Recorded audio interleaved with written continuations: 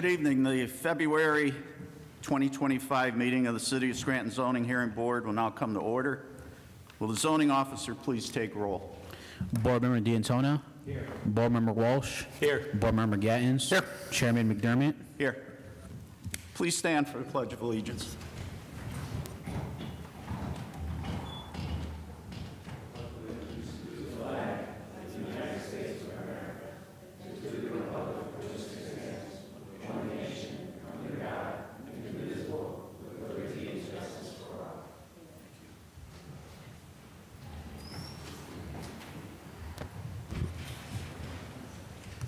In accordance with the Pennsylvania Sunshine Law, this board shall render a decision on each case either at the end of each hearing or within 45 days of the hearing. If you are to give testimony in the case, please come to the podium, raise your right hand, and wait to be sworn in. After being sworn in, state your name and address, then proceed with your testimony. Also, anyone giving testimony who does not become a party to the case may obtain a written decision from the zoning office. I also have two announcements of law. If you are granted a variance or a special exception, you must wait 30 days from the date of our decision to obtain the necessary permits to start work. However, you may obtain permits sooner by signing a waiver that any work done during that 30-day period is at your own risk. A favorable decision by this board shall expire 12 months from the date of said authorization in accordance with Article 10.3C of the zoning ordinance. If you fail to obtain the necessary permits or do not comply with any or all conditions of said authorization, you must seek an extension. Any remarks from the board? Right now I have minutes to be approved from the December 11th board meeting of 2024. I'll make a motion. Second. Board Member DeAntona. Yes. Board Member Walsh. Yes. Board Member Gattens. Yes. Chairman McDermott. Yes. And I have minutes from the January 8th, 2025 zoning board meeting for approval. I'll make a motion. Second. Board Member DeAntona. Yes. Board Member Walsh. Yes. Board Member Gattens. Yes. Chairman McDermott. Yes. Abraham, can you verify the postings? That is correct. Okay, call the first case, please. First on the agenda today, we have Brian Costanzo seek special exception to convert a gravel parking lot into a new Lackawanna College Building at 518, 520 Wyoming Avenue, H-C zone. Please step up. Good evening, Jamie Hailstone on behalf of Lackawanna College, and I have with me Brian Costanzo and Matt Shorba, our engineer. This is, what we're seeking tonight is a slight dimensional variance and a special exception for this building. I think you'll agree that the dimensional variance based on the footprint, which we don't get to the alley if you know this block, there is a slight raise in the back, is necessary. It will also bring us up, and it'll look better, ultimately. I know aesthetics isn't something that we can argue, but it will look better. Secondly, on the special exception, it's a permitted use with the exceptions. We have everything covered, and my engineer and Mr. Costanzo can talk to particulars of this. But I'd like first, Brian, to give you an idea of what the building is going to be used for, and then we can get into some of the details. Right? I think we're going to have you. Sure. Yes. Hi, good evening. Thank you. Lackawanna College, we will be creating what's going to be known as the Center for Technology and Innovation. It'll be the home of three of our new academic programs: automotive and advanced technology, automotive and electric vehicle technology, cybersecurity, and robotics and automation. So the building will become a lab space for those three two-year degree programs, as well as some corporate training for some of our industry partners. And that building will, again, about 17,000 or so square feet of usable space for our students for those programs. Any questions from the board for Mr. Costanzo about the project?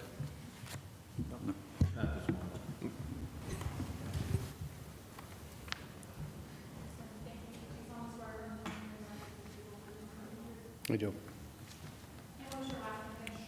Chorba, C-H-O-R-B-A. And your first name again? Matthew, Thank you. with Grimman Peterson, GPI. We're the engineers for the project. As Brian had mentioned, this will be a 17,600 square foot building. It'll be a new structure built on an existing gravel parking lot that's there right now. We are asking for the variance regarding the front setback due to a stormwater and stormwater issue. The dimensions of the building require it to be pushed a little further so that we can convey all the stormwater from field or from Forest Court directly around the building as well. And also with the special exception, as was mentioned too, it is a permitted use. We're just asking that it be allowed for the centers for the technology or center for career. Sorry, well. Technology and innovation, I'm sorry. How many stories is the building? 2 stories. 2 stories. And you're going right up to the sidewalk? Is that what the setback I'm looking at? That's correct, yes. Is there going to be an entrance on the front of that building? The entrance will be on the side, Side. near to the parking lot. Okay. And currently, Lackawanna owns all the property except the Able Brake Building on that stretch of Wyoming Avenue. As of Friday, we are now the owners of Able Brake as well. So we own the entire block from Olive to Vine Street. Okay, from Olive to Vine, okay. Is there parking? I'm having a hard time. It's so small I can't see it, so. Sorry. Yes, there's an existing paved bituminous lot Okay. directly adjacent to the building, to the building site. We are going to be making some modifications to the parking, but there is adequate parking. It's been addressed as well as part of the land development review. Okay.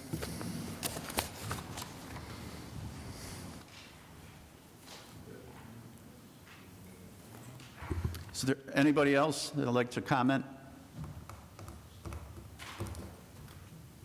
Nobody? I'll make a motion. I'll second it. Board Member DeAntona? Yes. Board Member Walsh? Yes. Board Member Gattens? Yes. Chairman McDermott? Yes. I voted for it. By a vote of 4-0, you've been approved. Good luck. Thank you. Thank you. Okay, next on the agenda, we have Kenneth Hussey seeks interpretation to recognize use as a mixed use to allow short-term rentals and host events at 1005 Vine Street, R-9 zone. Would you please step up?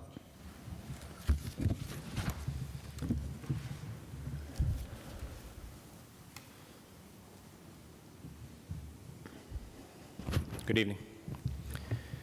You recall that we were here last month, and Mr. Hussey was sworn at the time. I don't know if you need him to be sworn again. No? Okay. So you're still under oath, okay? Yes. All right. You recall we were here last month. I know the board had some concerns about parking. We're going to try to address those as part of the presentation. I'll try to go quickly because we did cover a lot of ground last time. I do want to point out that what brought us here initially was a violation issued by the zoning office based upon a finding that there was no occupancy permit for the short-term rental, okay? Now, I'm going to remind the board that it's our position that under the Riener case, the court determined that there was no such thing as a short-term rental in the zoning ordinance that pre-existed the 2024 ordinance that went into effect. And so the courts had struggled with that, but, you know, Airbnb, short-term rentals, new economy, whatever you want to call it, the old ordinance didn't address that. And so the prior testimony was, and I'll just ask him to reiterate it tonight, was that this activity started prior to 2024. And so to the extent we're asking for the board to recognize a non-conforming use, that would seem to satisfy the idea that there's a violation based upon not being allowed to operate a short-term rental. If the board were to deny that, we would then ask the board consider a variance because the new ordinance now requires these parking spots. We're going to try to address that and satisfy your concerns, but I think those are the issues that remain in front of the board tonight, okay? So, Mr. Hussey, just step up here, keep your voice up, okay? Just want to confirm, with regards to the activity of opening your home for short-term rentals, and let's talk about community events, were you doing that prior to 2024? Yes. And I think there was some testimony that the activities that didn't involve necessarily Airbnb or bedrooms, that's been going on since the early 2000s. Is that fair? Yes. And then with regards to the activity of Airbnb or offering the property for rental, short-term rentals where people were permitted to sleep over, there was some testimony regarding that with regards to the prior events going on in the early 2000s coming forward. Yes. But with regards to what I'll call I probably misspoke there. With regards to the advertising on Airbnb, you've been doing that since 2019, 2020, offering your home for short-term rentals under the Airbnb model. Is that fair? Correct. Okay. And we've acknowledged that the property itself is a corner property with a wall on Vine Street, which really doesn't enable any off-premise or off-street parking on the premises itself. Is that fair? That's correct. But you're located across from, you're catty corner to a parking lot owned by the University of Scranton at the corner of Vine and Quincy, correct? Correct. And then you have a parking lot behind your property owned by the University of Scranton, correct? Not sure if they're owned by. Well, I can show you a photo that indicates it is, but that property appears on the university map. Okay.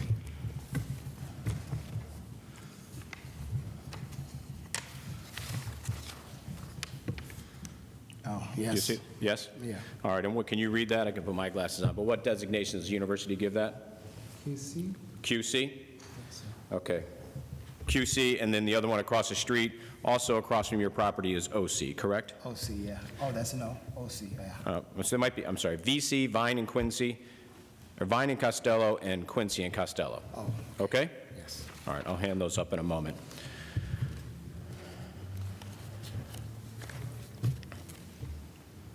Show you, I'm not sure what number we're up to from last month, but this will be applicant's exhibit, whatever we may be up to. And I'll represent to you that this is printed from the university's website. And if you look at the second page, the university allows parking in its parking lots from 5 o'clock on Friday through Sunday. At 5 o'clock, no permit is required. And you can see the multiple lot. The fourth page shows the various parking lots across the street, both catty corner and then behind it, and also to the side of it.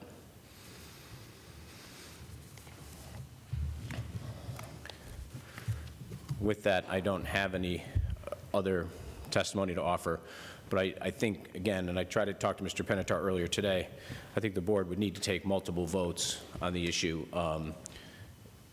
The nonconforming use, I think if it's recognized as a nonconforming use based upon the testimony, I would submit to you that under the new ordinance specifically says it tries to recognize existing nonconforming uses. And I would argue that short-term rental just didn't have any designation, any place in Scranton prior to 2024. And if this was going on beforehand, then it should be recognized as a nonconforming use. Understanding that if the board would require parking, we can't satisfy it on premises, but that's a new requirement. And once you have an established use, you should not then be forced to go find 8 spots when you've already had an established use prior to the 2024 ordinance. And then to the extent the board is concerned about those parking spots, we're able to show that with regards to Friday to Sunday, there's certainly spots available, and we addressed the various on-street parking and the seasonal use of the university's activity. So with that, I would ask that the board approve the recognition of the nonconforming use, alternatively approve the variance, and in so granting the nonconforming use, deny or reverse the violation. So just for clarity, are you presenting this to say that there's parking available? Yes. Yes. Okay, so there's parking available from Friday at 5 until Monday morning? Yes. So would you be renting Yes. or holding events Monday through, would you be holding events or renting rooms out from Monday through Friday? Weekends. Strictly weekends? Yes. So we can put a contingency on this that you just go strictly weekends then? Yes. Can I speak for 1 second? I just want to be clear about that with regards to overnight Airbnb bedroom, okay? 5 to 8, 5 to Sunday, or Friday to Sunday. Yeah. The ordinance suggests that with regards to short-term rentals, it's a special exception use. But again, the ordinance as written says that you need a spot for every bedroom being offered, okay? But it also recognized that short-term rentals may not involve offering it for bedrooms or offering it for overnight use. I might use a short-term rental for a luncheon or something else. But Again, I point out... I don't mean to interrupt you. His testimony last time was that people do stay there overnight. I agree, but I'm saying that there could be a circumstance where a short-term rental could occur without anybody sleeping over, in which case, to the extent that that is tied into a bedroom use, there wouldn't be any requirement for parking because the ordinance doesn't require it. So I guess the contingency we could put on it then is Monday through Friday to 5 p.m., there's no overnight rentals, and then clarify that over the weekend, Friday through Sunday, so Friday night, Saturday night, they can be overnight rentals. Yes, except let's make it easy to I just recognize the did. non-conforming use. You won't need to go there, but yes. Well, we'll play it through and see. Okay. Thanks.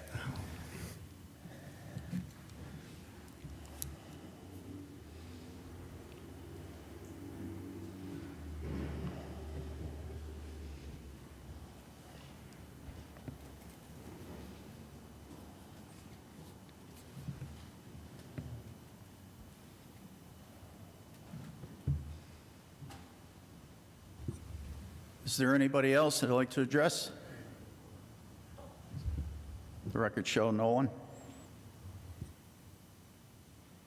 All right, Dan, I have a couple questions. So the interpretation that's being asked for to see if this was under the old ordinance is going to carry over. What's going on, what happened under the old ordinance is going to carry over to this one. Basically grandfathered right through. So your first vote would be whether or not this is grandfathered in as a non-conforming use. Okay? This, if you approve that, then we're done. If you disapprove that, then his activities are allowed in this zone by special exception. So you have the special exception criteria to decide whether to go forward with what he has, and you can put on whatever restrictions, conditions, et cetera, that you see appropriate. Okay. So we're really taking two votes. Right. So the first vote is to see if the non-conforming use carries over. Right. Yes vote that it does, and no vote that it doesn't, and if it should not get passed, then we could take another vote to either grant or not grant a special exception, and in that one, we could put contingencies on it at that point there. Correct. Okay.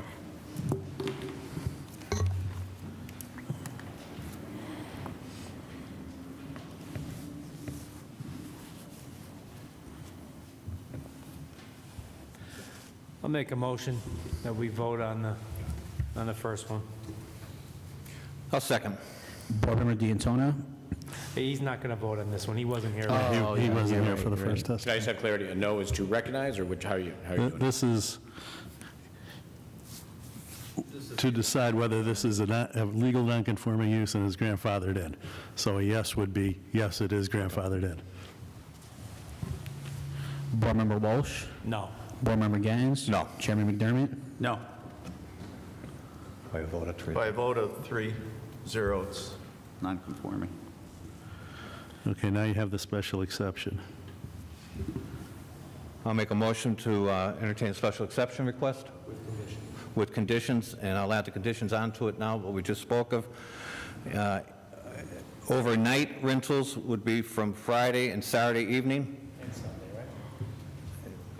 right? The lot opens up. The lot.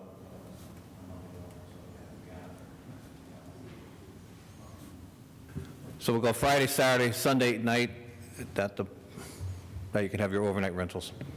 And then Monday, Tuesday, Wednesday, will be daytime only till 5 p.m. to that parking lot opens, like that, okay? Yes. Okay. So again, Dan, the special exception, or the contingencies will be overnight rentals, Friday night, Saturday night, Sunday night, and then Monday, Tuesday, Wednesday, Thursday, strictly till 5 p.m. Okay. And that's on the Airbnb side of it, not the show side of it. Right, so so I understand it. Anytime, Sunday through Saturday, with regards to daytime, non-overnight, overnight only, Friday through Monday morning. Correct. Friday night, Saturday night, Sunday night, yes. So, and as far as the shows and everything, we're covering the Airbnb part of it right now. So, right? Hang on a second.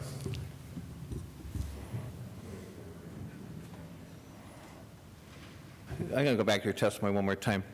When you do have shows or events in there, are they on the weekends strictly?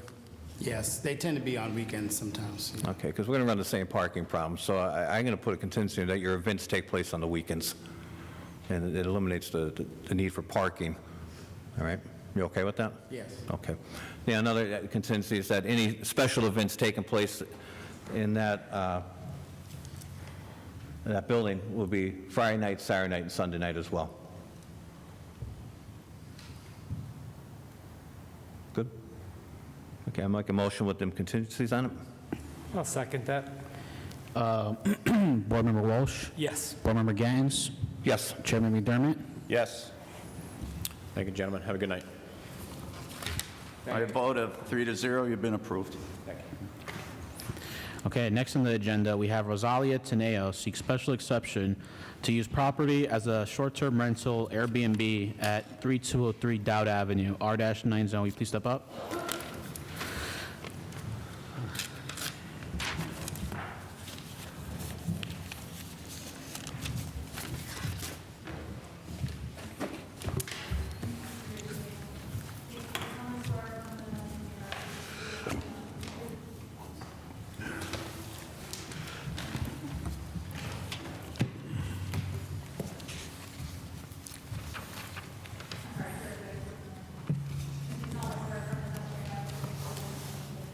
Yes.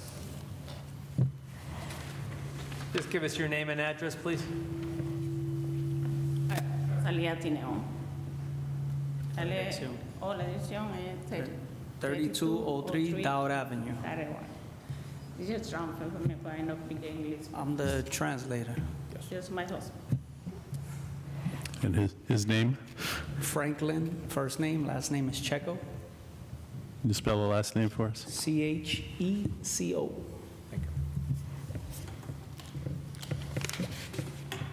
Okay, if you could tell us what your plan is. We wanted to see if we get a special exemption for short-term rental at the address.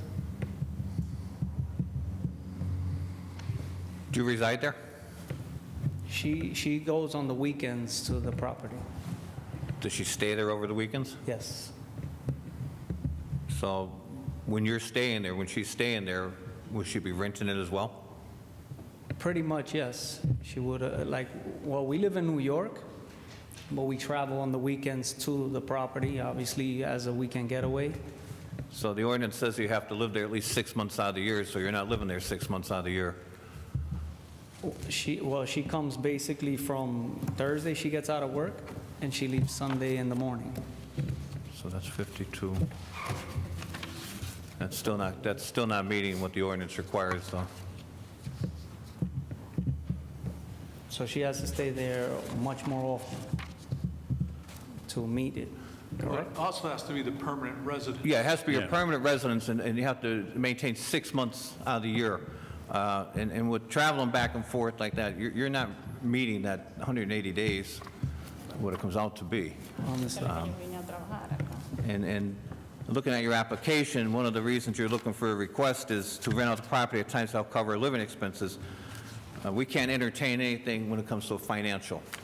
But we'll continue your testimony and see, where we're going with it. She attempted to try to move permanently here, but she couldn't find work, so obviously she stood in New York to obviously stay at the job she was at.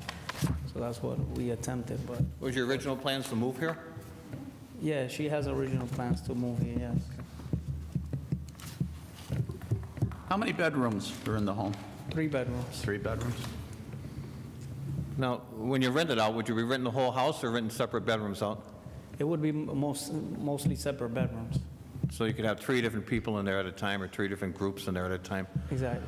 And you have limited parking, you have a driveway, and that's it. That fits, Yes. what, 1 or 2 cars possibly? Okay.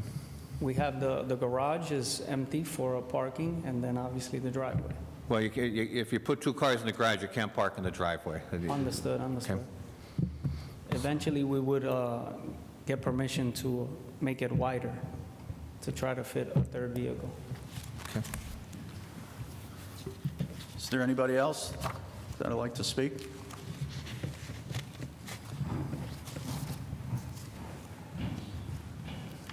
Before you start, I have one more question. Have you been renting this out already? ¿Tú lo has rentado? Yes. For how long? ¿Pero qué tiempo? 6 months. Okay. Thank you.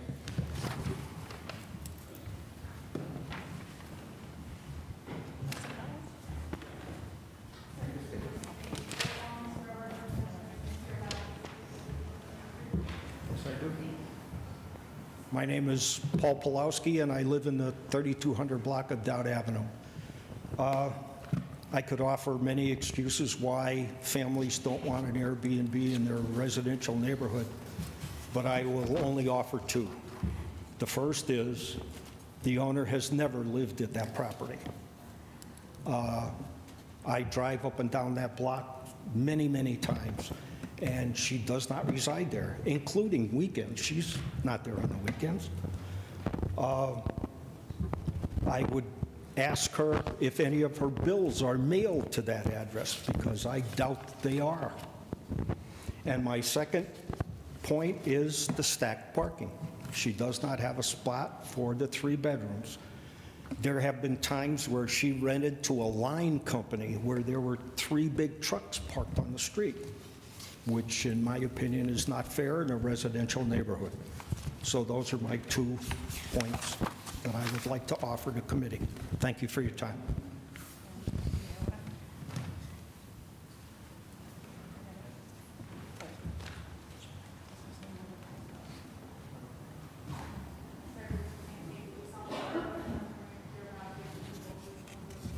I do. Patrick McGuire, resident, 3200 Dow Ave. I'm not here to talk about the homeowner. I have no issues there. It's for the property itself. We discussed at the last meeting that the exception is applied to the property and not the owner. And moving forward, to set the precedent for the block of allowing an Airbnb. As a younger generation, there's a lot of retirees on my block. So in the next 5 to 10 years, there could be a lot of turnover. And having one B&B come in now sets a precedent for the future. I have a lot of young children. I don't know who's going to be renting those houses out tomorrow, next week, 2 years from now. So those are my issues. Obviously, as stated previously, unfortunately, she doesn't satisfy the live-in requirement or the parking requirement currently. But that's all I have. Thank you.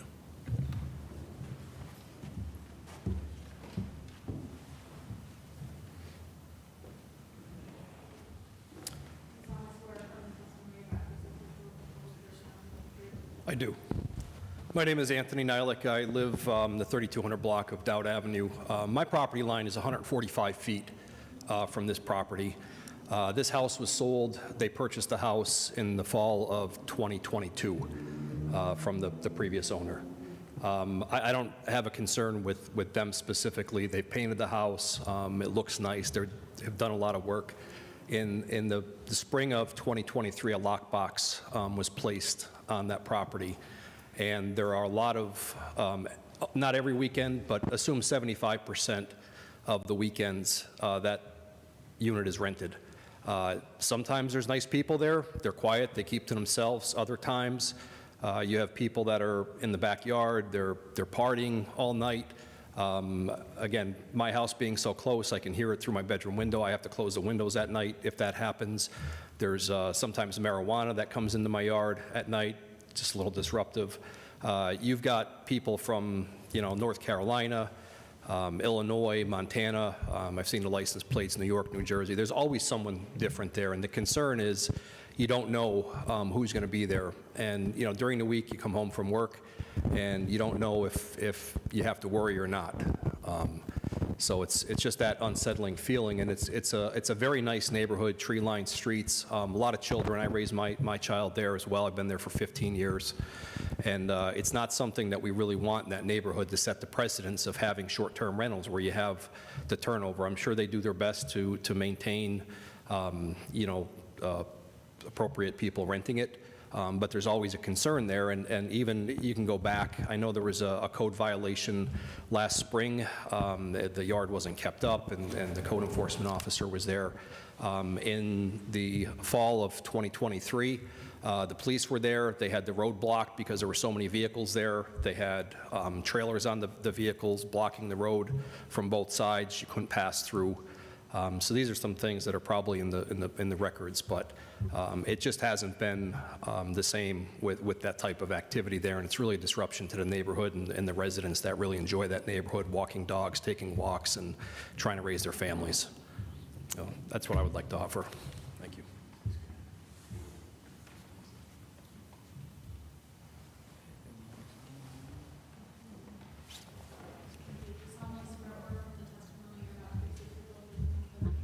Yes.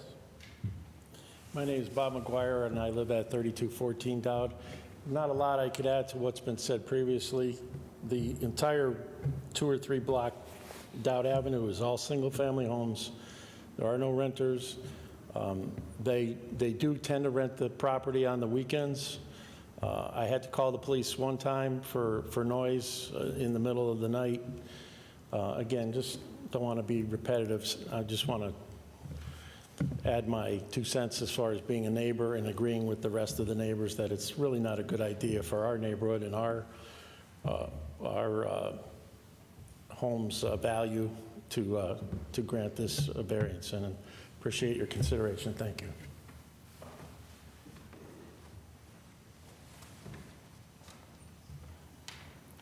Hello, my name is Louise Pulowski, and I live at 3218 Dow Avenue, and I agree with everything. You that probably want they to raise your right hand real quick. I do. And I agree with everything they say, and I disagree with what she says. I walk the streets a lot. I had a dog for many years. She doesn't live there on the weekends, and she's very seldom there during the week. Yes, after people have been there, they've been diligent, and they would go and take the garbage and put it out. But there was times when the grass wasn't cut. I just take offense to the fact that she says she lives there 6 months out of the year. She doesn't. If she lives there, since the last hearing, she overnight once, because you could see the car in the garage. Overnight, one night, maybe 2 in a row, and that's it. And that's all I have to say. Thank you.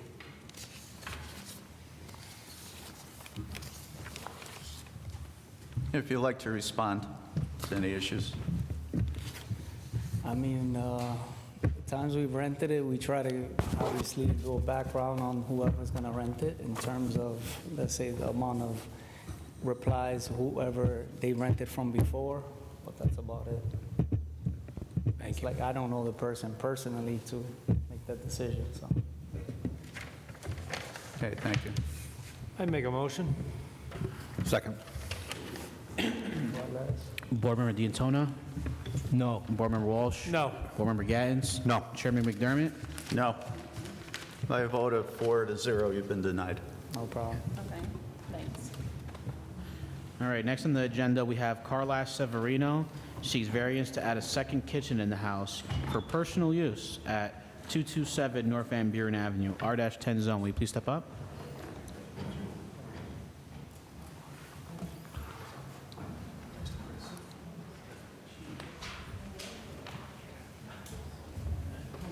Carla Severino, will you please step up? Is anyone here for 227 North Van Buren? No? Abraham, do you want to put it to the end, see if they show? Yeah, I'm just, why is this on the agenda to start with? She wants Two-family is permitted. No, she wants just a second kitchen. They don't want to convert it into a two-family. They just want a second kitchen. Yeah, Okay. at which technically you're not supposed to have two kitchens in a single-family home. Okay. All right, well, next on the agenda, we have Jermaine Race seeks variance to build a garage larger than 200 square feet in a floodplain area at 1048 Blair Avenue, R-10 zone. Will you please step up?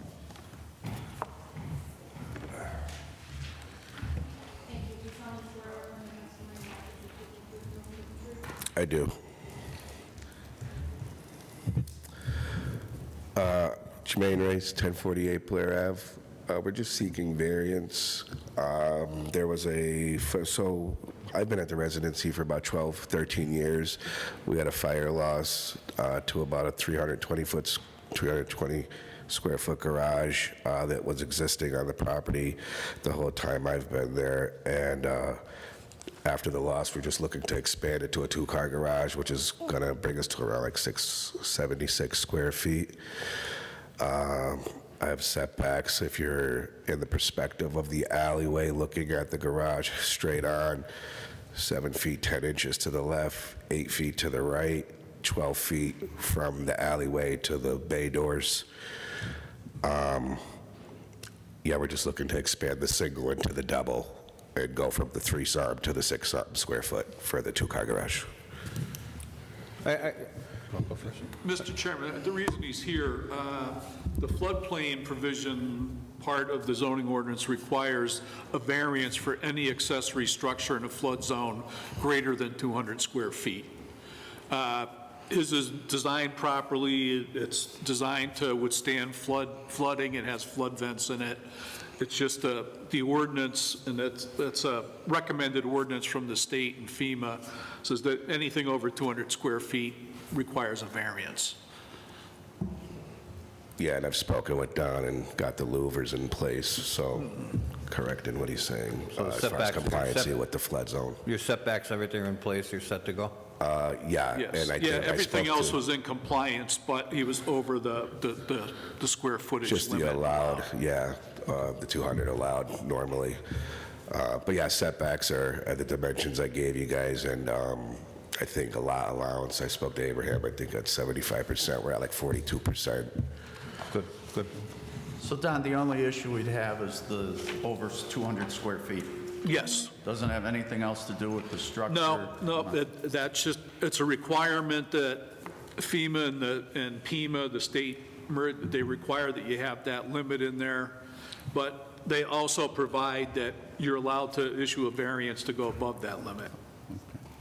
And if we do issue the variance, the city, there's no liability if something happens? No, with if we flood? do issue the variance, I, as the floodplain administrator, will issue him a letter saying that there's a possibility that by constructing this, it may affect your flood insurance rates. Right. That's the extent of our liability. And I understand the parking issue on that street. It turns into a one-way street from Court Street to Weston Field. And I see that your idea with a two-car garage is only going to help. Yeah, so yeah, it would be, I think, I'm not sure if it's Lenahan Court, I forget what court it is, but the front of the property is Blair Ave, which is a two-way, very tight two-way, but, and to my understanding, I believe the alleyway is too, but I mean, I'm just looking, yeah, create more space for parking anyways. I mean, there was an adjacent two-car off-street parking to the original structure before it burnt down anyway, so we're mostly going into that pad anyway. We're literally only going like 12 inches the other way. Okay. Anybody else have a question? Anybody else like to comment? I'll make a motion. Second. Board Member DeAntona? Yes. Board Member Walsh? Yes. Board Member Gattens? Yes. Chairman McDermott? Yes. By a vote of 4-0, you've been approved. Thank you, gentlemen. Have a good night. Okay, next on the agenda, we have United Neighborhood Centers of NEPA seeks variance to construct a 41-unit multifamily housing at 601 Kapous Avenue, LI zone. Will you please step up?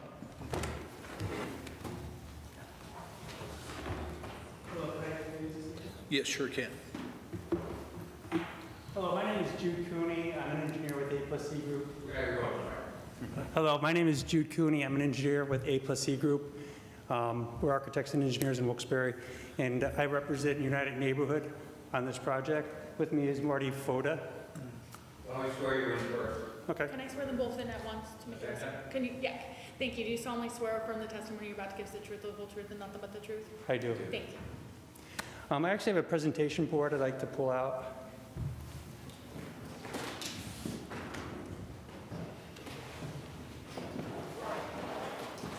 Would it be possible for me to approach and have the board closer? Yeah.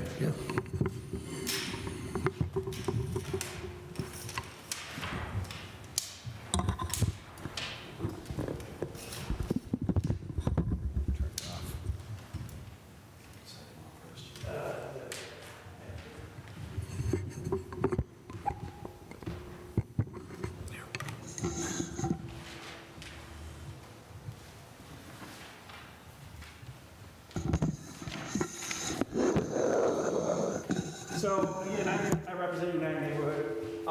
What United Neighborhood is looking to do is to put a multi-family development on a property located at the corner of Kapous and Olive. Is everyone familiar with that location of the town? Okay. So this property currently... I'm sorry, could you just stand on the other side? Sure. Because you could be blocking the camera, so Oh, I'm sorry. Yeah, so this property is currently... Should I move it back? I just need the mic closer. Okay. If it's easy. Yeah, sure. So this property is, again, the property is currently used as a scrapyard.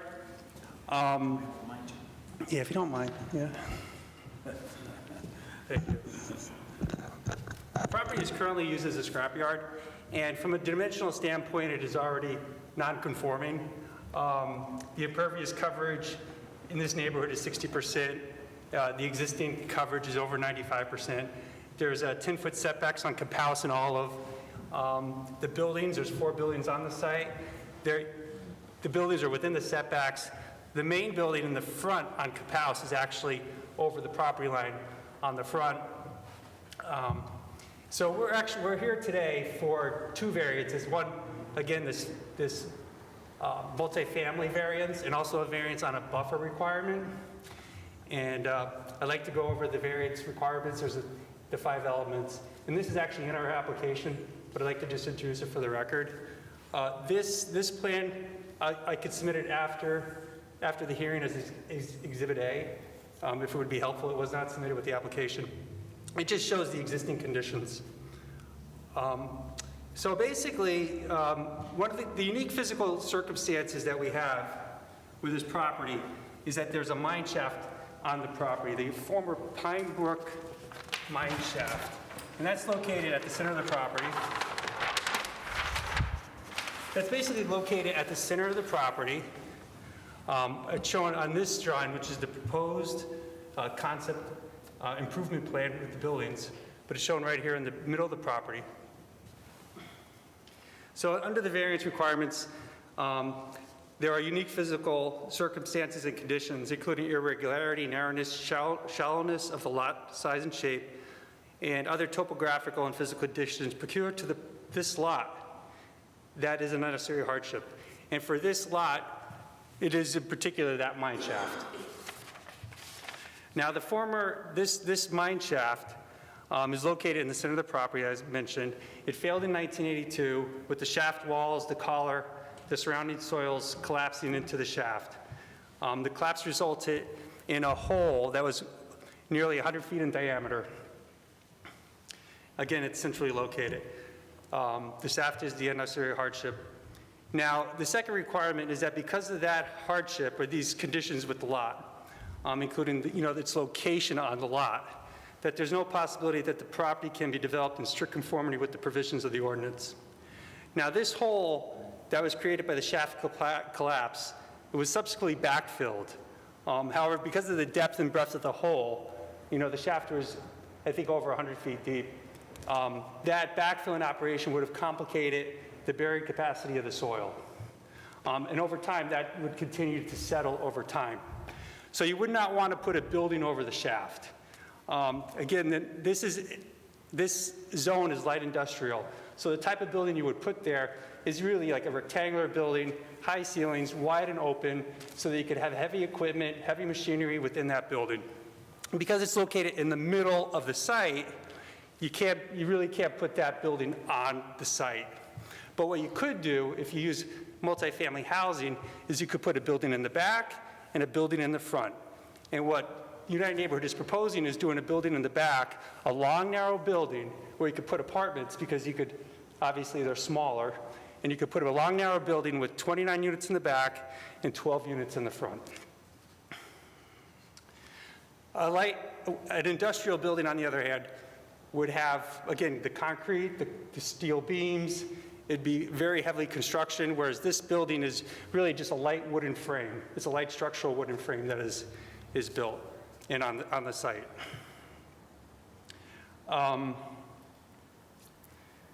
So again, because of the questionable bearing support, we're staying away from that zone with only a parking area, that if there is a little bit of settlement, it could be handled.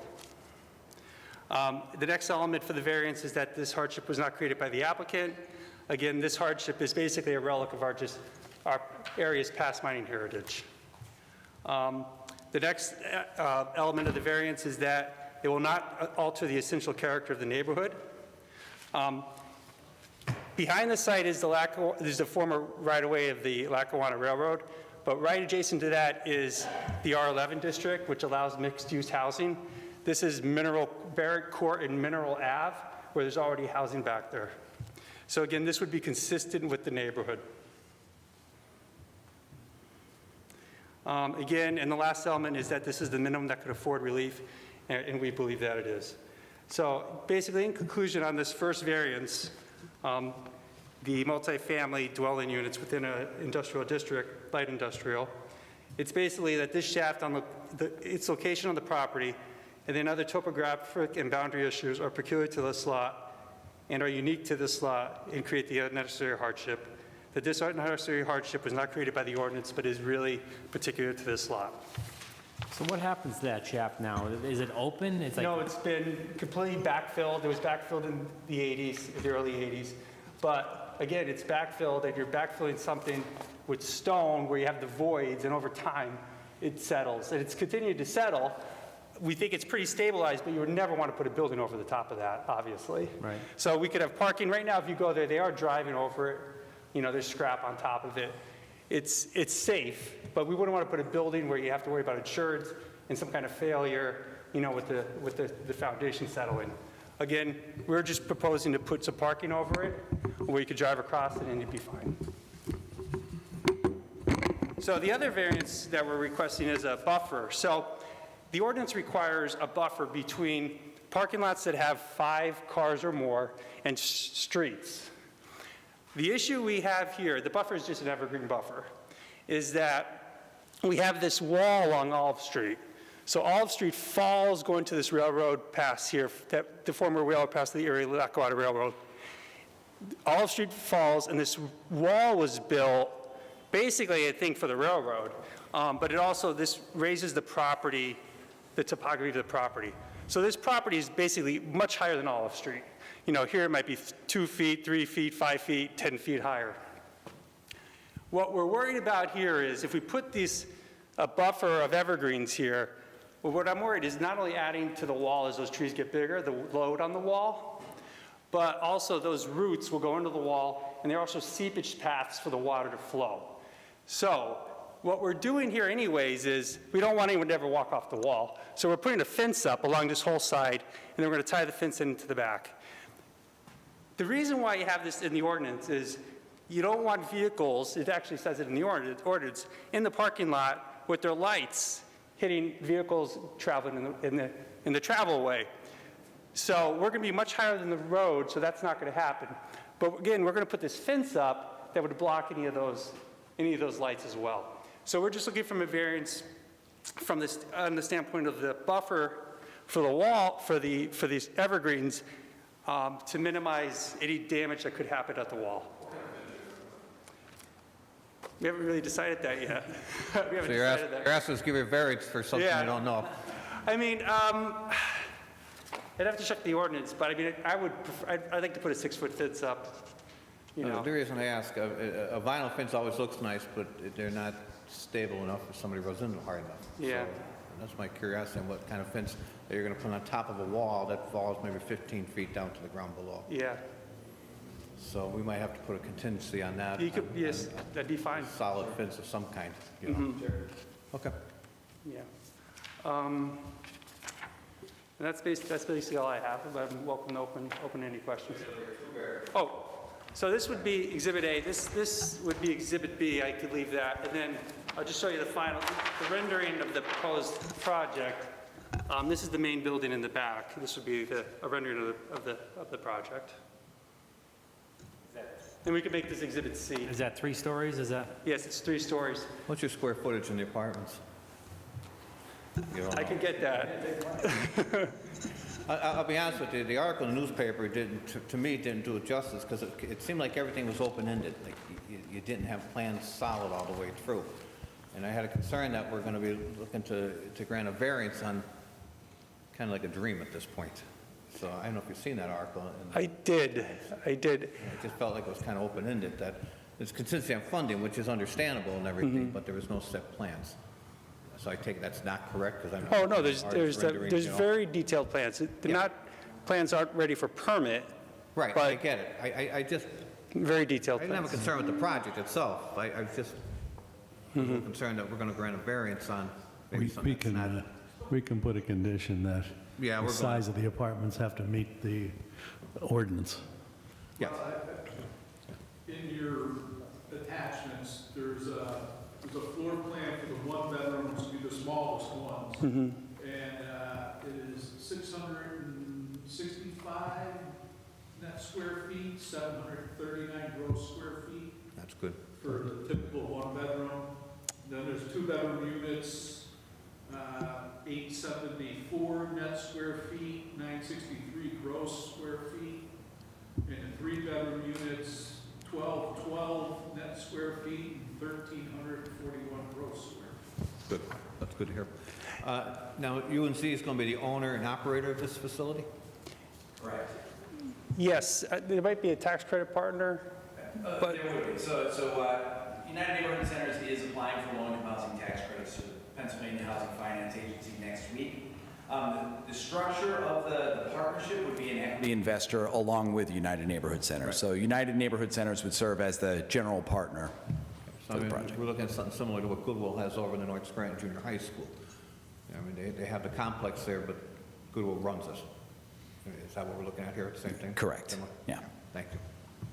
The fence that's running along Olive Street, and it's going to continue in the rear of the property. How far down, because you pointed, it's not going to be completely behind the building.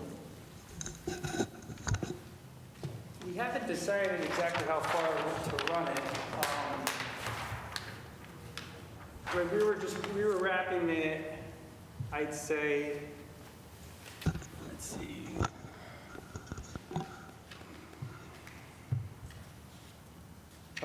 I'd say approximately 80 feet. We're wrapping it approximately 80 feet. There's an existing wall back there, a block wall. We showed tying it into that wall, but that wall doesn't run the length of the property.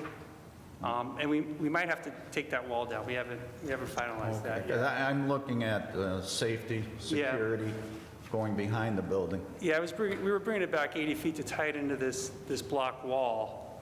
But again, that block wall that only comes to about 80% of the property back here. So any entrance and exit is going to be off of Kapous Avenue? Yeah, so we actually, right now, the driveway in is pretty close to Olive Street, which we want to move that up, you know, to get it to be just a little safer turning in and turning out. You're not backing up people on the street. Now, again, there's not a lot of traffic here. We're proposing 48 parking stalls. Only 41 are required, but you know, we still want to move it up. So I'm going to back you up just a sentence or two. Are you saying there's not a lot of traffic on Kapous Avenue? No. I mean to this project. Okay. All right. Yeah, to this project, we're not expecting a lot of So you traffic. better go over there in the afternoon. Where you're going to build the houses, and I'm not an engineer, so it's just a question maybe you can answer, can't answer. Does that ground have to be tested for safety as well? Because I remember when that hole opened up, and I remember watching it grow every day wider and wider. So is that ground tested In that area where the building's going to be, will that be tested for any mine voids or Yes, anything? we will have a mining study completed and a geotechnical study completed with borings to confirm the bearing capacity and any voids that we need to avoid. And all the existing buildings are going to be removed? All the existing buildings are going to be removed. It's a non-conforming zoning existing, but this would all conform with the current setbacks and zoning requirements dimensionally. How far from the intersection would you say that your entrance and exit's going to be? 157, it's about 320 feet. Okay, that's good. It's as far as we could get it, actually. This is the adjacent property line. It's as far as we can move it.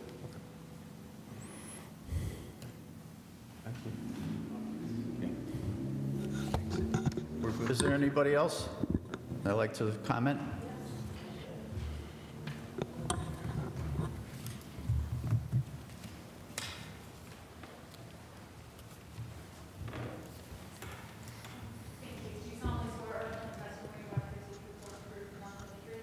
Thank you.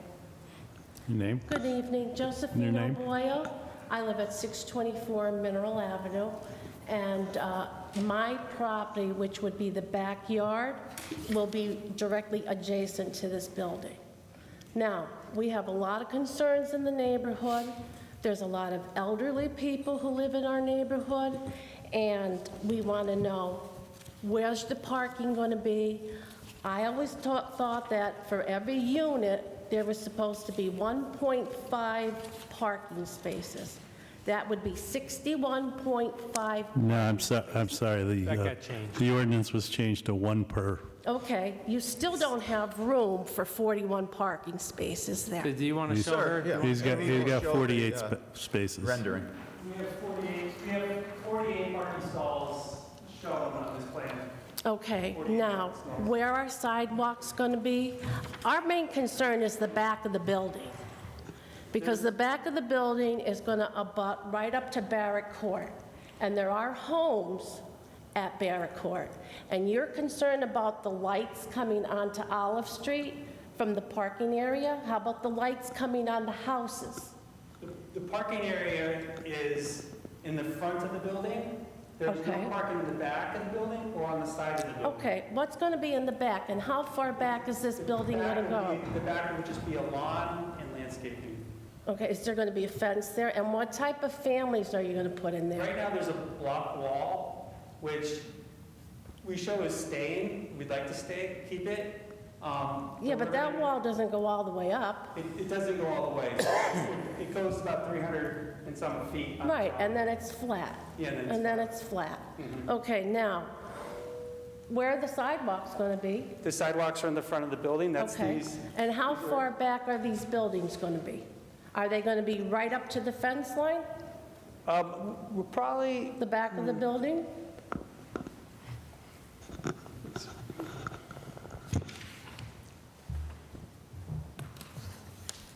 This is the fence line, and then I'd say it's probably about, it's 15 feet from the... Okay, and where is Barrett Court? Barrett Court is here. Right, okay, all right. But you have it like it's very large, it's not that large. This is to scale. Okay, but I'm saying Barrett Court is a one-car road, one car up, one car down. There's no access, this property doesn't have access to Barrett Court. Okay, how about the traffic at the corner of Penn and Kapous? Did you ever travel there at school time? I have traveled to Kapous. Yeah, all right, all right. Now, That's why one of the reasons we moved the driveway. what type of families are going to live here? Good families. You say good families, but, you know, whenever you have multiple... United Centers manages over 300 apartments in the city of Scranton. Right. Good tenants, we know how to screen for them. Yeah, we want to be an integral part of the neighborhood, and bringing bad tenants and people who are going to cause problems. That's not our intention at all. I don't know.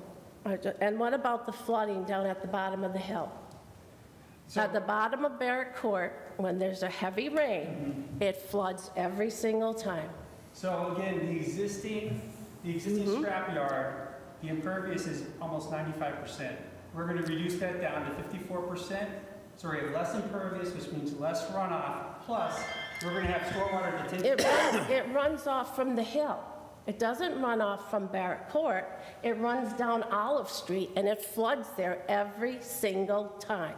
Our site is not going to add to that. We're going to reduce the runoff off our site. Okay.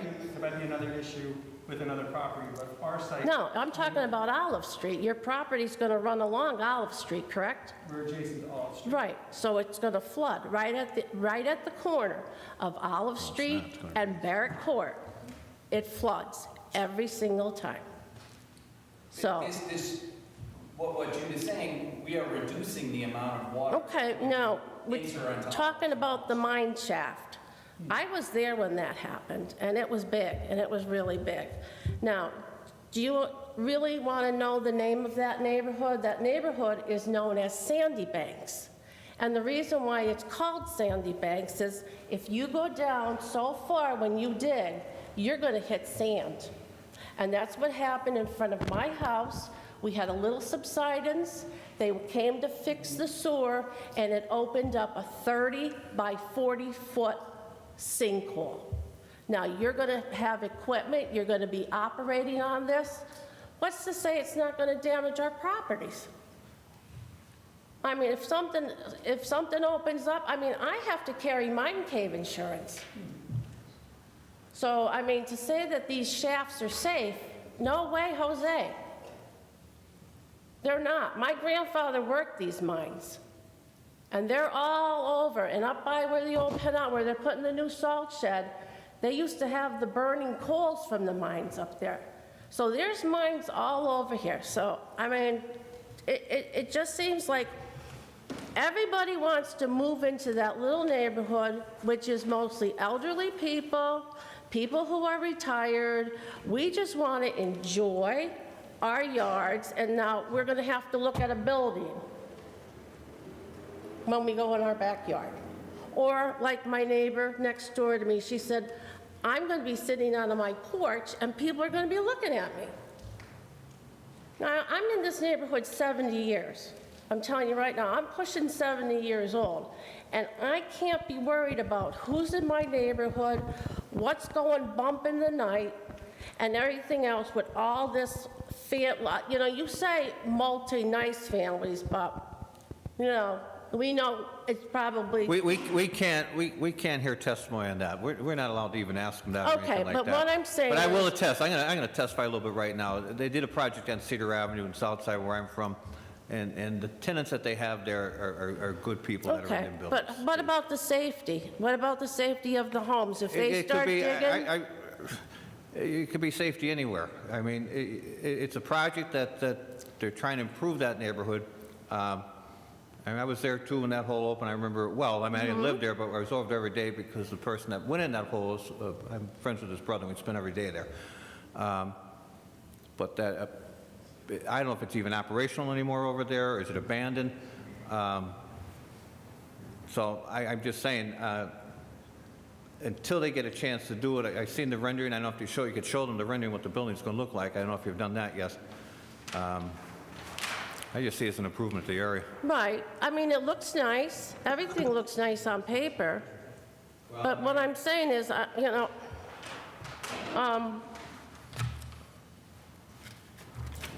just check here. Well, I guess that's it. You know, like, every time you try to get something figured out, nothing happens. Thank you. Excuse me, before you sit back down, I know you were concerned about the rear where you live, where that alley is. Yes. If we were to put in a stipulation where there has to be a fence, at least a 6-foot fence ran down the whole entire back of that property, would that make you feel a little safer and a little more space in between? Well, I would hope so. And are they going to have, like, some type of, like, are there going to be lights on at night? We'll address You know, that. I'm just Well, saying, like, the lights and you know, like, my house is in the front on Mineral Avenue, but there are houses on the Barrett Court side. And, you know, well, my one neighbor couldn't make it because she had a death in the family, but she was concerned because she loves to sit on her porch. And she's been in that house a long time. And now like she said, you know, she doesn't want to look at a building. We had a little bit of greenery there, but everybody, I don't know. I give up. Thank you anyhow. Thank you. I could respond to the lights. There will be lights, and it's for a couple reasons, obviously, so you could see, but it's also for safety and security. But the lights will be shielded, so the lights that we have on the building would be shielded so that it doesn't go on adjoining properties, or very minimally. You know, we try to minimize light pollution on our projects, and this will be no different than that. I'll respond to that. During the main development review process, we'll look for a lighting diagram, and we'll look to see 0-foot candles off the edge of the property. Don, maybe, I'm sorry, but before you speak, I know they're concerned about safety and new construction there, but say this project didn't go ahead. What other type of structures could be built there? It's a light industrial zone. So it could be any kind of commercial, Or it could stay a junkyard. without a variance or anything from us? Correct. Yeah, it could be a manufacturing facility. Could, So I just wanted her to understand that even if we turn this down tonight, somebody else could build another building there that doesn't need a variance from us. yeah, because this is probably the least intensive use you could make of that property. Thank you. Can I just mention one more? Yes, yeah, come on back up, though. Come on back up.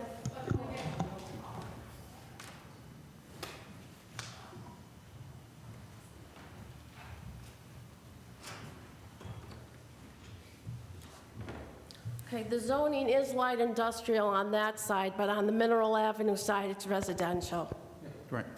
just so you know. So, I mean, We're just talking about that lot there, what can be done. right, right. I mean, why didn't they put the pocket park there? We would have loved to park there, you know? City doesn't own that lot. I know, but this is supposed to be the Pine Brook revitalization, and they put the pocket park. We would have loved to park there. Thank you.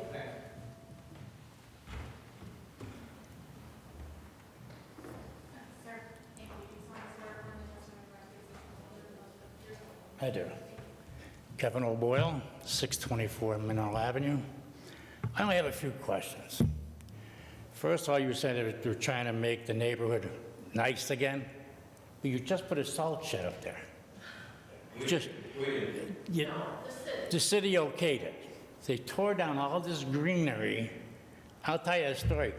One day I was coming out of the house, my wife and I look up and I said, "What dog is that?"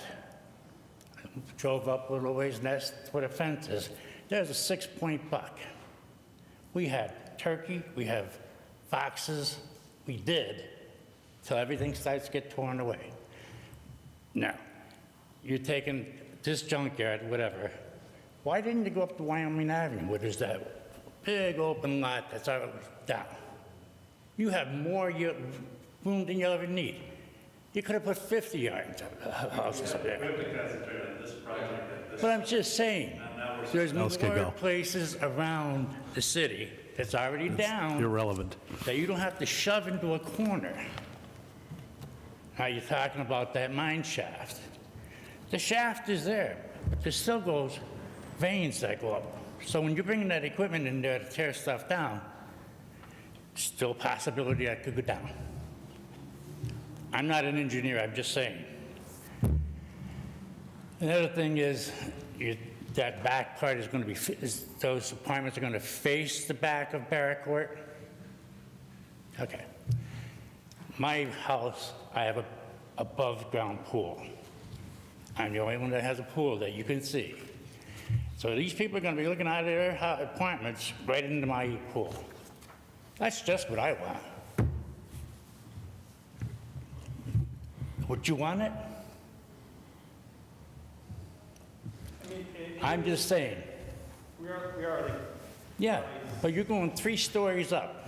80 feet away from... You're 3 stories up. I'm about 100 yards, not even 100 yards away. I have an open, I put a 6-foot fence around my yard, so for privacy. And now I'm not going to have it. There's a lot of questions to be asked here. I'm just saying. Thank you for your time. And I could understand that gentleman's concern, and with a project of this size, I would have liked to seen maybe you try to meet with these neighbors before this project was brought to us, so they had a little more understanding of, That's another thing. I don't get the paper. I didn't see nothing on TV advertised about it. I didn't see nothing posted on poles or anything. If I didn't happen to see it on Facebook or something, somebody sent me a link about it. Otherwise, I wouldn't know nothing about this meeting.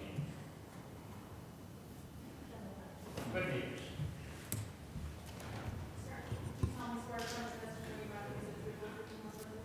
Yes. Michael Mancini, Scranton. Mr. Mancini, if you can hang on one second. Are you on a timeline for this project? Well, yes, we are. So would you consider tabling it to next month and meet with these neighbors and maybe address some of these concerns? Because we had a project over off of Diamond Avenue a few years back, and we actually had to move the building away from what that last gentleman's concern was, with people staring down. And I get that, you know. I think it's a reasonable concern to have, is what their privacy is going to be afforded with people from the second and third floor. But I'm kind of disappointed that UNC did reach out to the neighbors in that area and sit down and talk to them. It's one of the problems that Mr. Walsh said, and the whole board knows. Some of these projects come before us, and the neighbors aren't getting into the last minute, and I think that's what happened here too.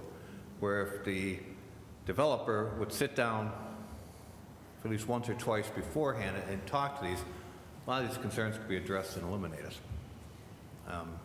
There's the back of the building, there's not patios, there's not... I get it, but there's windows that people sit at. There's some windows, And- let light into the room. I get it, I know what you're saying, you know what I mean? But it's a legitimate concern to have if you live there, and a lot of these people live there all their life, and all of a sudden now that you're gonna have a building where people could be sitting at their kitchen table, just looking out that window and everything too. Whether it happens or not, I don't know. But, again, I just wish any further projects, and I'm sure UNC and the good work they do will be having more projects like this, would have the sense to reach out to the neighbors, because they're in the neighborhoods and that's what they're all about, hence their name, you know, and it's a little disappointed they didn't do that. So, go ahead, Mr. Mancini. Thank you. Mr. Gattens, correct me if I'm wrong, in 1982, that this is the same property that we're talking about where a crane fell in the hole, Jerry White from Lancaster? Last one. Okay. So that area, obviously, you can't build on it. Was the rest of the property tested for voids? Well, so what we're saying is that you can't build a light industrial building. But again, this is a wooden frame, this is a light wooden frame structure, not concrete, not steel. I mean, there's a little bit of steel, obviously, and there's concrete in the foundations, but it's not a heavy-duty building like you'd have for industrial. Do you know the weight of the building? I don't have that off the top of my head, no. Okay. But again, we're staying away from the shaft. Yeah, but you don't know what else is down there. It's underground, okay? There was a crane on there for a reason, because it thought that it was okay, all right? You're putting a building on something that you think is okay, but you're unsure if it's okay. You're not sure.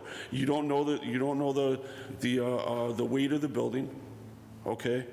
And it's a safety concern at this point, because there's several voids. Several people in that area have mine subsidence insurance for a reason, because there's voids, there's mines down there. I'm going to interrupt you for a second. Mr. King, this has to go before the Planning Commission as well. Before Planning Commission, a geotech study, I'm sure even if the city didn't ask for it, is part of, he's already testified that they're going to... Yeah, I don't Okay, that was the major question. Is it going to be tested to make sure that this building will sustain the land that it's being put on?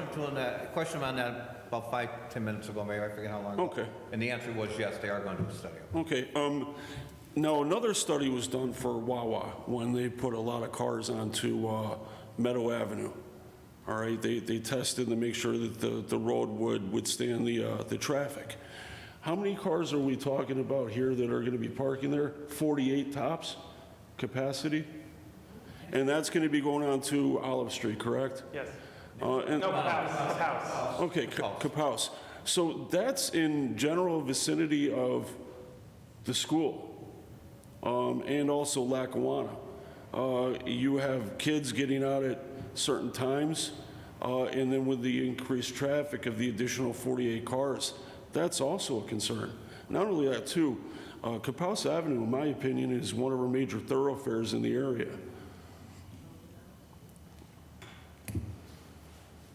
I'm not a traffic engineer, but Kapous Avenue is a local road. The Wawa is done on 2 state highways. The Wawa has vastly more traffic in and out than a 41. Okay, I live in Kapous. I mean, that's a pretty sustaining corner when it comes to traffic with school through there, several different restaurants, the Icebox, the high school, inland football for the stadium.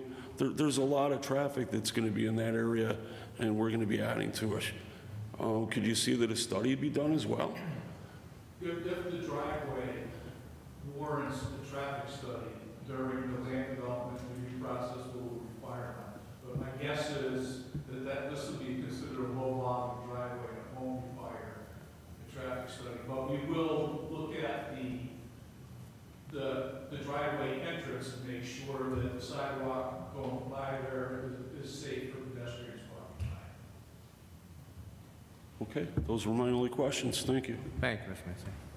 Yeah, obviously, anything that's we need to do to the planning commission to comply, we will. To go along with what Bob said about meeting with the neighbors, we had 3 speakers tonight, and I'm sure they're going to go back to neighbors, and you may have more issues that come up that you can address if you sit down and meet with the neighbors. Because now we just heard about the height of the building, fence, security, lighting.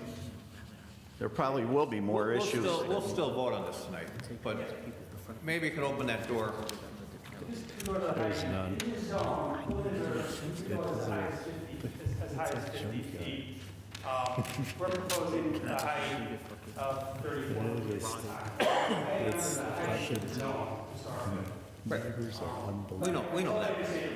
The only thing I'd like to also enter into as an exhibit is the Pine Brook neighborhood plan that UNC did with members of the city, the state, local community, that actually identified Kapous Ave, the Pine Brook neighborhood, as needing more family housing. So I'd just like that we exhibit D just in that as well. And may I also state, we appreciate you voting on this tonight. It is important because it does give us some extra credibility when applying to Pennsylvania Housing Finance Agency. However, we will meet with the neighbors. We apologize for that misstep, but yeah, we want to be part of the neighborhood, and therefore meeting our neighbors and having those discussions is something that is very important to us. I think privacy is a big issue, like the gentleman with the pool, and I have a pool in my yard. I wouldn't want somebody staring at me either. You said there's no patios off the back of these or nothing like that. Is there a way to have windows that are not, like, they're up higher where people aren't, just for the lighting and not for people to be able to look out the back? Is that a possibility, or is that out of the question? It is. I'm not the architect on the job. I'd be very reluctant to speak about, how the light enhances the environment, the living environment, and what size windows would be appropriate. Something like that might be feasible, but again, the architect's not here to really speak about on that. So I'd be really reluctant. I mean, I think it would be a huge thing for the neighbors not to be stared at, and I could understand that. I wouldn't want it either, I mean, maybe it's something that can be addressed, and I'm sure they would feel a lot better with swimming in their pool and not having people stare at them. And we will definitely bring it back to the team, the architect. Well, if you hopefully organize some kind of meeting sooner than later with them and hear some of that. I mean, maybe there's ideas you could come up with that you could roll out to them and make them more comfortable with the project. I'm ready to make a motion, and we're going to add some contingencies on it. That the fence that you put up on the Owl Street side, and I'm going to feed off Mr. McDermott, wrap it around the entire building all the way to the far property line. So looking at the project. Rear.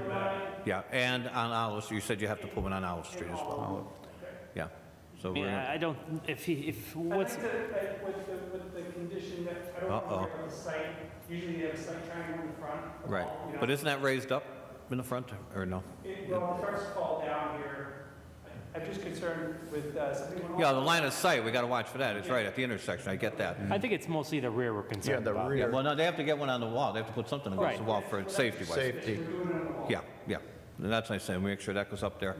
And Mr. McDermott, as you stated, The rear from Olive Street all the way down to the end of the property line, and that'll help the neighbors on so that'll be a the 6 court. foot. 6 foot high, that's one help. The one on top of the wall needs to be a solid structure fence. I mean, and again, a vinyl fence is something that somebody runs into, they're going to go over the wall anyway.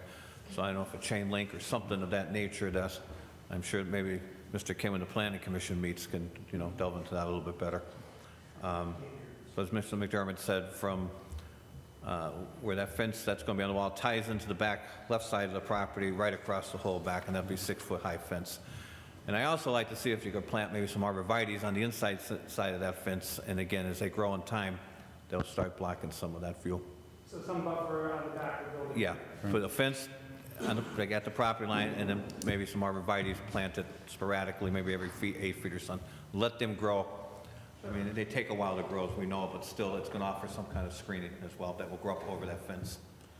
I still think some kind of change of the rear windows would be, at least on the 3rd floor, would be huge.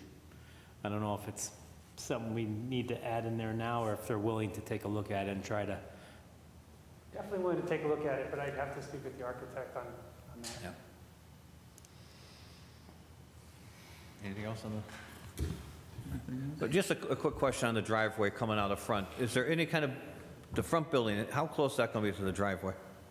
It's, I don't have a dimension, but at 20 scale, I'd say it's about 30 feet. Okay, so again, we're going to line of sight come out. That's what I was concerned about. Yes, yes. And John, you mentioned, Oh, and then here it's farther. And then, again, my concern was Mr. Mancini said with kids walking to school and everything, people coming out of that driveway are going to be able to see them to their left and right if they're coming down that sidewalk. Okay. John, you mentioned the planning commission would have to do a traffic study? No. They come before? If it's warranted, there's certain levels of traffic require traffic study. My guess is that this is considered a low volume driveway. It's not like a lot of people in and out. So my guess is that it probably does not require a traffic study, but our traffic engineer will look at it, and if it needs one, will require it. I'm just looking at this as you're pulling out onto Kapous, maybe you'd have no left turn. Yeah. You know, there's a possibility because of traffic. Our engineering firm has a traffic engineer on staff, and they'll review. Okay, that's good. That's what I was looking at, to have no left turn. And you can see the concerns here with foot traffic, and since it is a main artery.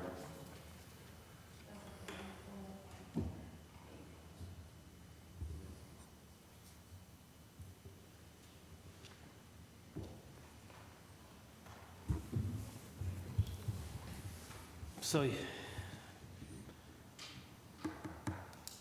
I think we're just coming to a roadblock on that there. He has a pool, I have a pool. We're understanding the pool situation. So I think we're gonna make it a stipulation that there's, on the 3rd floor, that you have to come up with a different plan for the windows for people to stare out of. They have to be more of just for the lighting and not for looking out.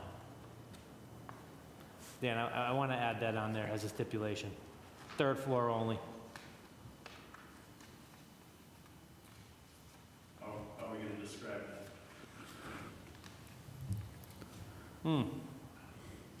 It's going to be windows for lighting purposes only, not for viewing out.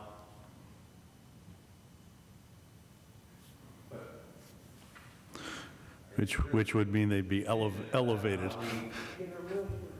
We're really impacting the environment of people that are going to live there on the 3rd floor. But we're also impacting the people that are already living there. So I believe the house is on Barrett Court. These are the front of the houses are on Barrett Court. Pardon me? Yes.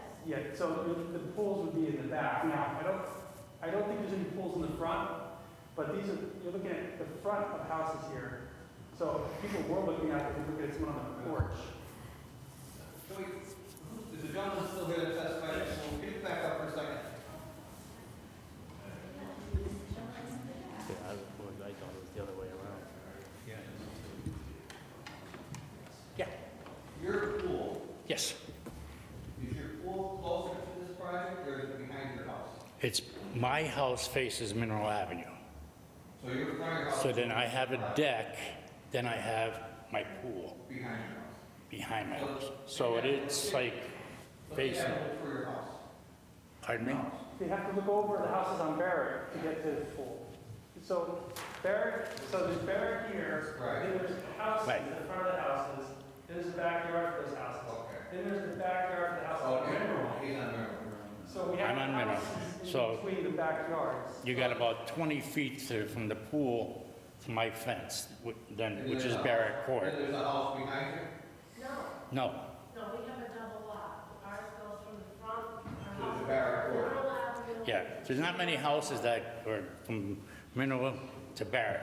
More than How far tonight. would you say, and just trying to get some clarity, I was confused, and now I get what you're saying, but it's just a lot taken out to the Barrett. Right. From your pool to that building, a non-accessible, would you say? Well, I'm saying it's probably about 20 feet from the pool to the Barrett Court. And then from Barrett Court to there. Thanks. Sure.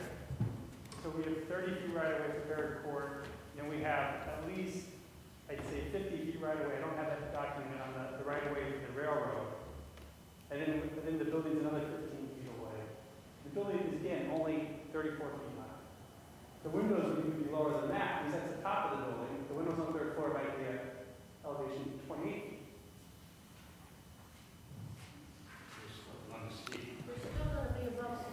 So you got 15 feet plus 50 feet. We have 30 feet for the Barrett Court. Right. The pool, he said the pool is maybe 20 feet away. Okay. 30 feet for Barrett Court, the right of way. That's 50.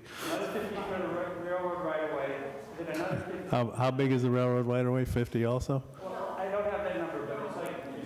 It's one rail, it's a one rail. Yeah, but the right-of-way isn't the rail.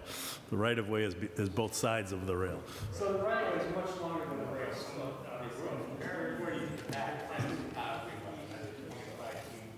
There's about 5 feet between the fence and the rail. Yeah. And then from Barrett Court to the rail line is probably another, what, 15 feet? So it's close to If you could turn to the rendering, so to just get a rough idea where the windows are, if this rendering is the front, Why don't you come up to the rail so you can see this better? Look, that's what we're yeah, that is the front. I'm trying to so they can see it, that's what I meant. Ready? Come on, here. So the windows are substantially farther lower than the height of the building. Okay. What is this the front of the building? This is the front. Okay, what does the back of the building look like? I'm concerned with the back of the I building. can show you the back, but the windows are going to be at the same height as the front and the back. Right, but if you have windows on the third story and you only have a 6-foot fence, and that area is flat,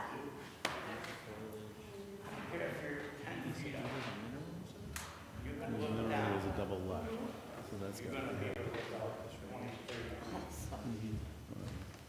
Yeah, show the, here's the, Yeah, that's what I'm saying. oh, yeah. You got it? Yeah. It's because there's, yeah, I mean, there's foliage on the railroad. now in this picture, where is the railway here? Oh, this is the front, this is the front, not the back. Yeah, we can't say that, because these guys I'm are, gonna be able to look out these windows. you want to show these? Because I He's done had a showing them? neighbor Are you next showing door. them? Yeah, that was only second floor, and they were looking out the windows. And it was only a second and first story. Where is this property located on Barrett? It's not on Barrett Court, I my mean, property is on the Middle. pool backs up against Barrett Court? Yes, okay, now,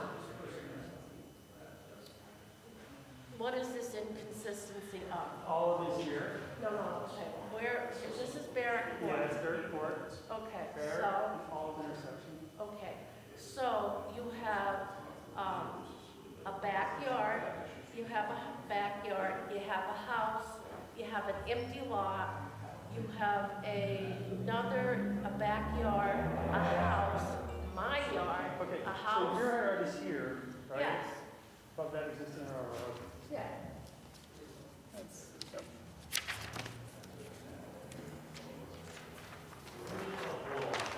And your house is in this area? Yeah. Yeah, so the back of the windows are facing this way. For someone to see you, What about the people who live here? but they don't have a pool. The front of the house is there. Those are the front of the houses there. So if they're sitting on their front porch, they want people looking at them. I mean, we've been in our neighborhood 70 years, 60 plus years. You believe the house is in this area? There is no houses. Well, the pool is in this area. This is the property. Okay, my house would be here on Mineral Avenue. Wait, could you point so the board can see that? Just say this is my house for all intents and purposes. So, I have my fence, I have my pool, I have my deck, and I have my house.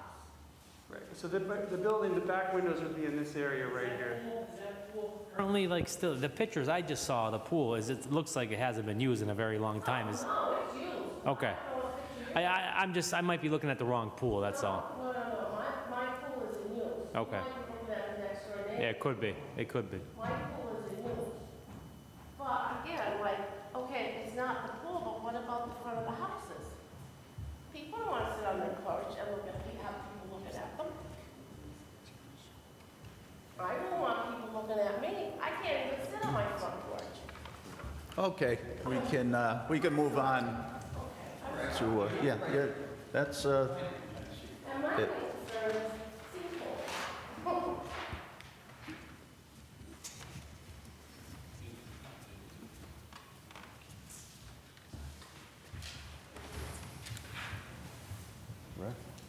Yeah. What do you want to do? Yeah, I don't think we have to, Dan, make that a stipulation, but if there is a way for you guys to work with the windows on that third floor to help, I'd really appreciate some kind of movement to help with the privacy of the people in the rear, okay? Thank you. So going forward, I made a motion with the contingency to, and Dan, maybe we can address this at the planning when it comes to that fence on top of that wall to make sure it's not a vinyl fence, it's a sturdy fence, and a matching fence to go wrap around the entire back of the building to the property line, from property line on Olive Street to the property line to the next building or whatever's there. One question I have that we didn't touch on, where's the trash going to be picked up? Is it going to be in front of the building? It's on the side of the building. So everything's still going to enter from Kapous Avenue? So that'll be a solid, House. so that'll be a solid fence with no gates or anything in the back of the property? Right. Okay. Is shown on the plan. Okay, Yes, there's enclosure on, we will have an enclosed dumpster. good. And that's going to be, and basically, okay, I see where it is now. All right, thank you. On the side of the building. I'll make a motion with the contingencies. And then let's just one more I want to add on, and Don had touched me at the Planning Commission, we'll reiterate it, that any lighting to the rear of the building that's going to face Barrett Court, Mineral Avenue, will be reflected downwards with no spillover into Barrett Court. Okay. And that's the 2 or 3 of them. I'll make the motion with the new contingency. Second. Board Member DeAntona? Yes. Board Member Walsh? Yes. Board Member Gattens? Yes. Chairman McDermott? yes. By a vote of 4-0, you've been approved. And please, guys, please work with these good neighbors here that just, that they love their properties, and I think if you work with them a little bit, I think you can make them happy, I hope. Maybe you could exchange phone numbers and names. Certainly. With a couple of the neighbors here, and We could do a lot. We could do a lot in our neighborhood. And, this is like, almost a camel that, back.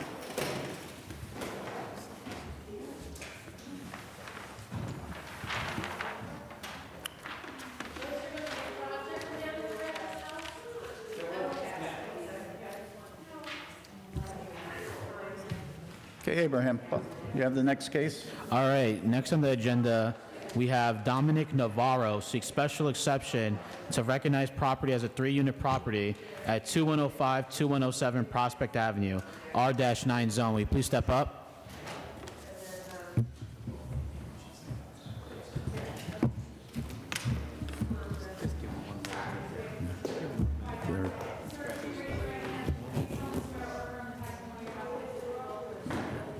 I do. Good evening. Dominic Navarro. I live at 57 Beach Road, Springbrook Township, 18444. As we just mentioned, here for the special exemption for 2105-2107 Prospect Ave, which I own. It's in my holding company's name, 13 Catlin Ave LLC. As you can see, you see, I bought the property as a 3-family, being used as such for years. When I bought it, there were 3 mailboxes, 3 electric services, 3 gas services. It goes without saying that permits must have been filed to get those utilities at the property. This clerical discrepancy was noticed when I had the rental inspection done last year. So almost a year has gone by, and I was unaware of this issue, that it was only recognized as a 2-family. The inspector was satisfied with the condition and the sizes of all rooms, noting how nice the units are. They were occupied at that time with the inspection and still are to this day. In my opinion, the building poses no negative impact to the neighborhood. The premises is upkept, and it has 3 off-street parking spaces. Now, in regards to the special exemption and having a permit afterwards to move forward with that, in my opinion, there is no permit required because I'm making no structural changes to the building whatsoever. It's exactly how I acquired it. 3-family, 3 kitchens, 3 bathrooms, all separate, and 3 entrances in the front, 3 entrances in the rear. And it's in a residential neighborhood, and one of the adjacent properties is my 4-family on Gibbons. So it's like everything is very similar sized in all both buildings. What do you have behind your building? What do you have, a 2-car garage and a pad? Am I seeing it back there? Okay. Yeah. So you said, how did you wind up coming here? Okay, so, as a landlord, you have to do your rental inspections. Okay. Okay, and that was last year, March, I want to say, April-ish maybe. And I just got an email from Abraham and Robin regarding that it would not pass because it's seen as a 2-family in, the zoning, I guess. So that's why we're here to file this exemption, to just have it recognized as a 3-family, and I can pay my proper taxes for refuse and whatever else is applicable with the building. In the past, have you been paying 3 garbage bills and everything every year? Or? Yeah, I pay the refuse, but I guess it was only for a 2-family. I don't know how that all works. The bill comes, I just pay it. In the past, they were paying, the former owner was paying for 2 refugees. It was registered every year by the former owner as a 2-family. I have one of their applications here. I own a duplex, reside on one side, my son and his family resides on the other side. It was registered every year as a duplex. Was it actually inspected by? No. Oh, yeah, so, but again. They swore to this under penalties of perjury that it's a 2-family house.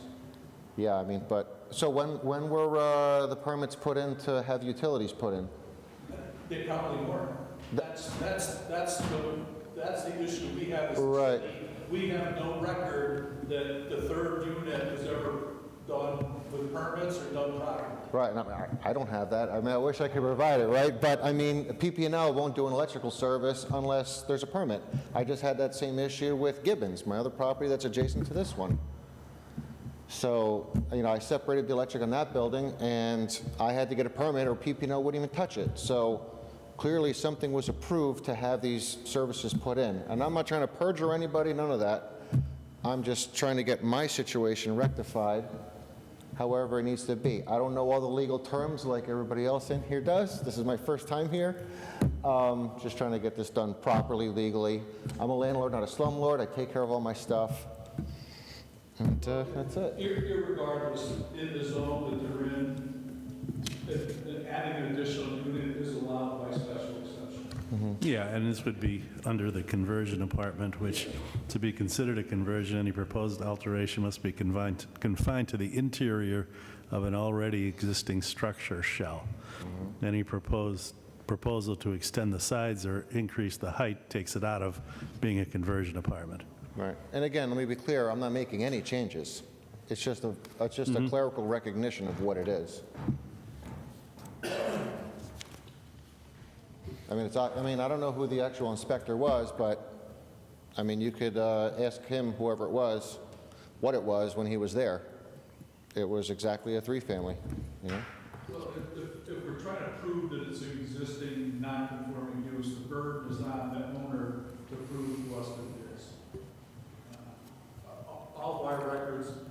Yeah, the records show two, but he's here for a conversion apartment to add, technically, make the third apartment legal, basically. Yeah. With that said, I mean, he has the parking requirements. If he needs 3 spots, he has 3 spots.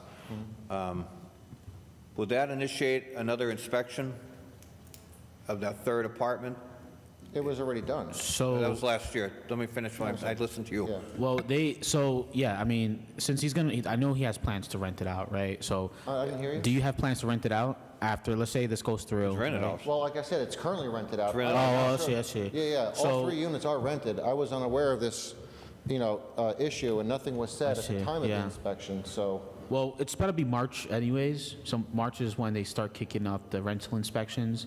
So, if hypothetically this were to pass, he would still need to register it as a whole, and it'd have to get inspected within, it will get inspected within like a month and a half probably, depending on rentals, load work, I know they're doing them now. They're already started. Yeah, they're starting, little by little, but, And like I said, this was inspected last year, and this just came to light a couple weeks ago. Well, Who now inspected it if it's last year? approved, it's going to be legally inspected this year. No. I know, so I'm just saying, yeah. and this way it's I on mean, paper. that's, That only benefits you at this I point. like to not fly under the radar, but do everything right, because it just comes to bite you later. So you have half the unit as a double, the normal up and down, Correct. and then the right side, a unit on the first floor, unit on the second floor? Correct. And how many bedrooms are each unit? 2107, there's a bedroom, living room, kitchen, bathroom. 2107, that was first floor. 2107, second floor, it's 2 bedrooms, living room, kitchen, bathroom, a mudroom, and a playroom. Again, each unit has a front and rear entrance, separate. And then 2105 is half of a double, top bottom. There's 3 bedrooms there, 2 bathrooms, well, a bath and a half, sorry. And then, the kitchen and a basement as well. There's nothing in the attic. No, well, okay, so 2107, second floor, there's access to the attic there. They all have access to the attic. Right, but there's no apartment in the attic, I'm asking you. 2107, second floor, the second bedroom is in the attic. So Not a third unit, an extension of the second unit. Right. So it's basically like a 2-story unit on the second floor. So which apartment's not legal here? I don't know. I don't want to say not legal, but We're not saying that any apartments are legal. What I'm saying is having a third apartment in there isn't in our records. yeah, no, I'm trying to figure out. Registered for rental, all the previous years, the former owner said this is a 2-family. Surprise. I'm just trying to figure out where they put the third one. To me, it has to be the one that has access to the attic for a bedroom. Well, it would be the more. Well, it's going to be the side. One side you have up and down. Right. Yeah. The other side Either is one. 1 and 2. So that's where the. Right. I think that's where the additional one was. Yeah, I mean, I bought it from, the family owned it for, 30 years or whatever they had it for, and the son and wife lived on one side, and then the other side was back and forth rented out between family members and workers and stuff like that. I have a question also. The side that has the 2 units. Yeah. Do they share an entrance and exit, or do they have their own entrances and exits? Separate. Completely So the front- separate? Well, the front is a common hallway. Okay. And then they have separate doors. Okay. And then the rear is separate, And how many egresses does each unit have? as far as, like, what, windows? Well, like, how many points of entry and exit does each unit have? 2. 2? Okay. Anyone from the audience? Anyone like to speak? I was already sworn in, correct? I have a question for you. How long have you owned the property for? You're here to testify to us, not... I was wondering how Do you long live he by owned this the... property?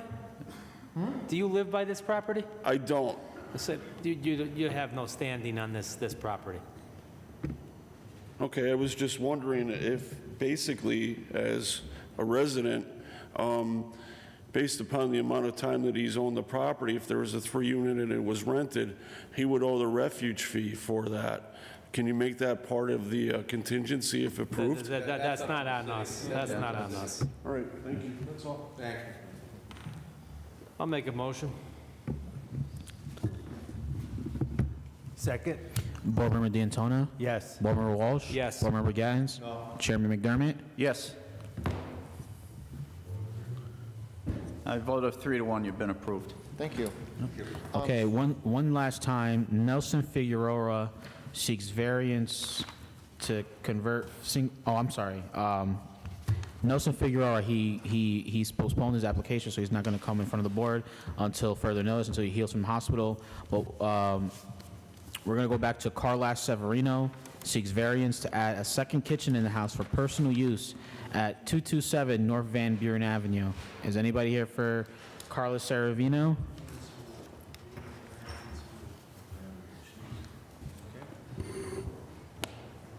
It shows that they're not here. It looks like no show, and no one's here to testify. Meeting adjourned.